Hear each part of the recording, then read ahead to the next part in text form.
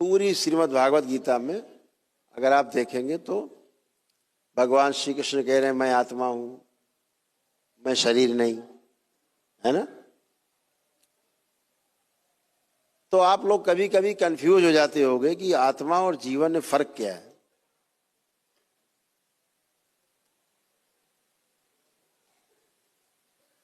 आत्मा जो है ऐसे समझो जैसे इंजन, नंबर 1 का इंजन, फर्स्ट क्लास, पेटी पैक, ब्रांड न्यू इंजन। अब उसमें आप पेट्रोल डाल दो, डीजल जौन सा इंजन हो, स्टार्ट कर दो, है ना। अब बताओ ये इंजन कहीं जाएगा? कहीं नहीं जाएगा, तो खड़ा रहेगा, हुर्र हुर्र चलता रहेगा, जाए कहीं नहीं। क्यों? कब जाएगा ये? जब इसको मोटर पे रख दिया जाए, 4 पहिया लगे हों, तब ढूंढेगा ये। इंजन चला के ले जाएगा दिल्ली मुंबई, सब घुमा लाएगा पूरी दुनिया। तो जो अकेला इंजन है उसे आत्मा कहा गया। दृष्टा के रूप में एक जगह बैठा है, साक्षी भाव में, टुकुर टुकुर देख रहा है, कर कुछ नहीं पा रहे, बस देख रहे हैं किसने क्या किया, उसने क्या किया। आत्मा दृष्टा के रूप। तो उसमें जब 4 पहिए लग जाते हैं गाड़ी के, बुद्धि, चित्त, वृत्ति और मन, तो बढ़िया गाड़ी फर्राटेदार दौड़ने लायक बन जाती। तो 5 चीजें मिलके जब बनता है उसे जीवन कहते हैं। उसमें आत्मा सम्मिलित है ना। अब किसमें जीवन है और किसमें आत्मा है, कैसे पहचानोगे? इस बात को कैसे पहचानोगे? तो ये श्रीमद् भागवत गीता में हमने तो पढ़ी नहीं भाई आज तक, हम तो जानते ही नहीं। हमने तो कोई ग्रंथ ही नहीं पढ़ा, ना रामायण पढ़ी, ना गीता पढ़ी, न वेद पुराण पढ़े, न शास्त्र पढ़े। हम तो ऐसे ही हैं आपके जैसे। लेकिन हमें नहीं लगता कि कहीं इसका उल्लेख है श्रीमद् भागवत गीता में कि किसमें जीवन है और किसमें आत्मा है। अगर गीता के पढ़े हुए लोग यहाँ बैठे होंगे विद्वान, अगर ऐसा कुछ हो तो बता सकते हैं, हमको कुछ ज्ञान दे सकते हैं। तो ऐसा कुछ भी नहीं, मुझे अभी तक किसी ने बताया कि श्रीमद् भागवत गीता में ये लिखा हो कि ये कैसे पहचाने कि इसमें जीवन है और इसमें आत्मा है, अकेली आत्मा है, जीवन पूरा नहीं है। तो बाबा से पूछा, बाबा कैसे पहचाने? बाबा ने कहा इस धरती पे कुछ लोगों में तो जीवन है, बाकी सब में आत्मा है। तो ये कैसे पहचाने भाई ये आत्मा है? तो उन्होंने कहा, एक वाक्य कहा, सिर्फ एक वाक्य, कि जीवन ही जीवन की बात को सुन के रिएक्शन देता है। जैसे अभी हम आपसे कहें कि बेटा यहाँ आओ तो आप आ जाओगे, हम कहेंगे बेटा आप जाओ बैठ जाओ तो आप बैठ जाओगे, मतलब आप में जीवन है। अब आप मेढक से कहो भैया आओ, है? चींटा चींटी को बुलाओ आओ आओ, आप गाय को बुलाओ आ जाएगी, आप बुलाओ गाय को आओ तुरंत आ जाएगी, रोटी खा ली चलो चली जाएगी। कुत्ता बुलाओ आ जाएगा चला जाएगा, मतलब जीवन है। तो जिसमें जीवन है वो आपकी बात को सुन के अनुसरण करेगा। जिनमें जीवन नहीं है वो पलट के आपको रिएक्शन नहीं देगा।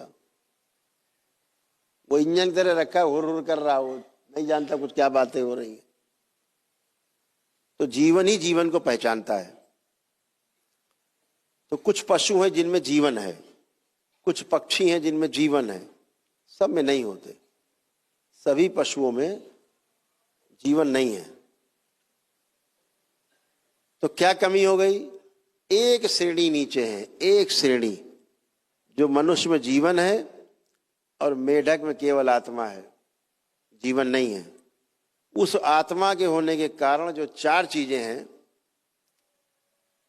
आहार, निद्रा, भय और प्रजनन, ये चार चीजें हैं उस आत्मा के होने के कारण। तो चींटी भी जानती है अपना सृष्टि में कि कैसे अपना फैलाव करना है, एक चींटी से 1000 चींटी, लाखों चींटी कैसे बनना है, उसे ही पता है। मेढक को ही पता है, मछली को ही पता है, लेकिन आप मछली को बुलाओ तो नहीं आएगी। कुछ मछलियां हैं जिनमें जीवन है, वो पहचानती हैं, रिएक्शन देती हैं, आती हैं आपको बुलाने पे, बोलने पे चली जाती हैं, कुछ में जीवन। तो मनुष्य में भी जीवन है और कुत्ते में भी जीवन है। अब फर्क क्या है दोनों में? फिर कैसे श्रेष्ठ मान लिया गया मनुष्य? तो कुत्ते में जीवन तो है, हाथी में जीवन है, गाय में है, घोड़े में, सभी में जीवन है ये, लेकिन इनके अंदर कर्म स्वतंत्रता नहीं है।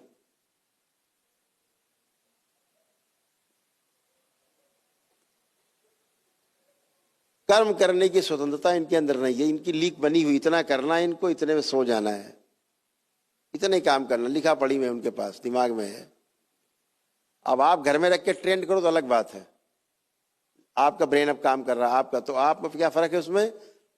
केवल एक छोटा सा मेधस है, मेधस छोटा सा जो हमारे हैं अंदर मस्तिष्क में, छोटा सा मेधस। वो मेधस होने के कारण हमारे अंदर कल्पनाशीलता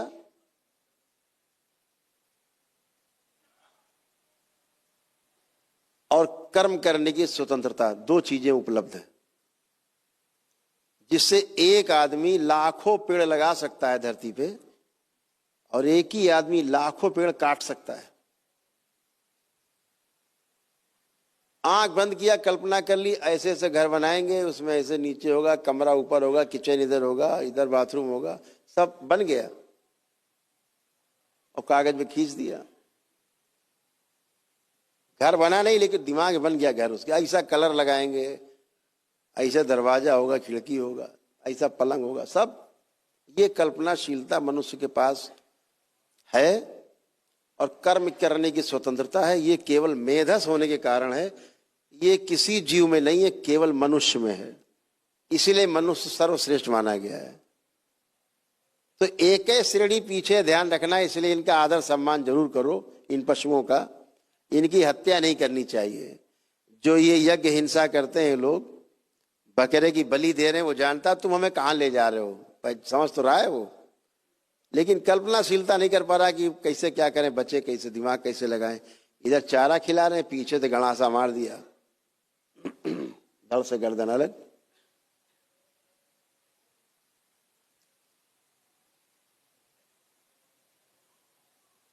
ये जो निरीह पशुओं की जो हत्या होती है, एक श्रेणी पीछे है तुमसे। और ध्यान रखो, तुमने हत्या की तो वो आदमी बनेगा और तुम बनोगे बकरा। तुम्हारे हो गए कर्म भोग बकरा बनने के, तुमने हत्या की। और कम से कम वो मरने के बाद बकरा दैत्यों के तो काम आया, दैत्यों ने खाया उसको, उसके प्राण लिए, दैत्य प्राण पीते। मां को किसी बलि से लेना देना नहीं है।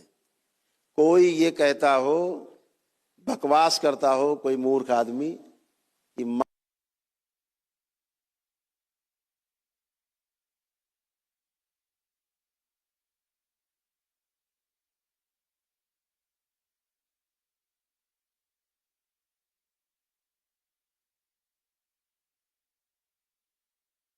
दिखाए तो गड़ासा जो मारेगा ना, लगेगा बकरे की, लेकिन कटे गर्दन उसी की।